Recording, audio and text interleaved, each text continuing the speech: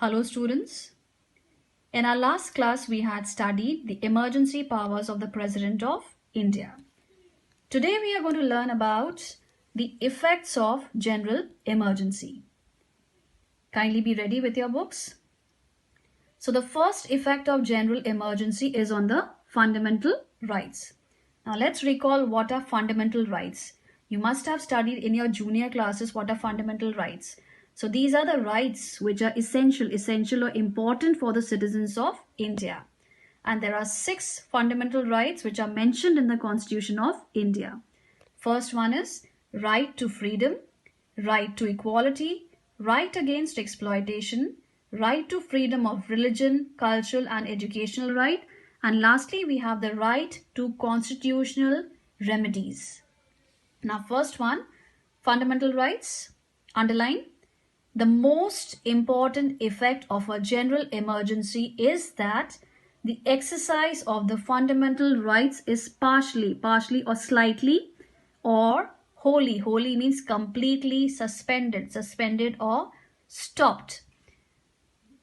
Now see girls, every Indian has the right to constitutional remedies.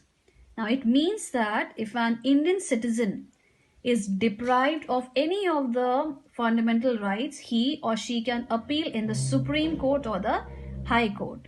So this right to move to Supreme Court or a state High Court for the enforcement of the rights is suspended, except for 2 articles, that is article number 20 and 21. Now what does article 20 state?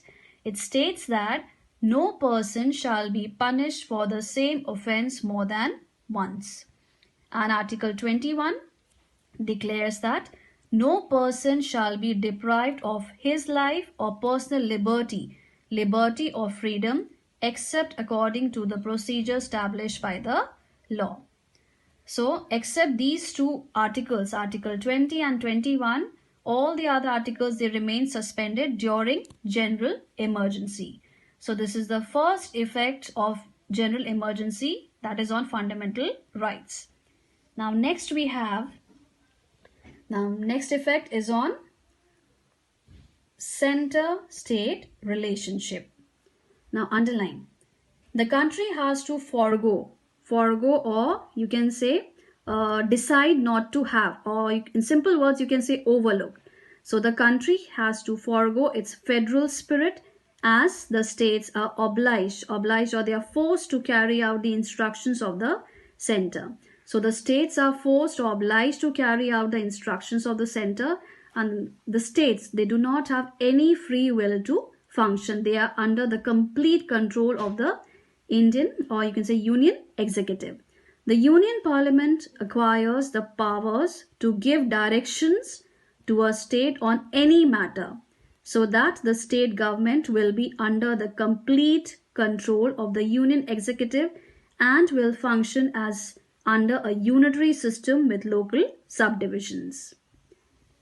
Now next effect is on finances or anything that is related to money. Underline, the center is empowered to suspend or stop the financial provisions of the Constitution. So the center has got the power to suspend or to stop the financial or monetary provisions to the states. Matters such as the distribution of revenues. Now what is revenue, girls? It is the money that is regularly received by a government. Okay, so the money that is regularly received by the government, or the revenue between the center and the states, and the salaries of the MPs may be altered or changed during general emergency.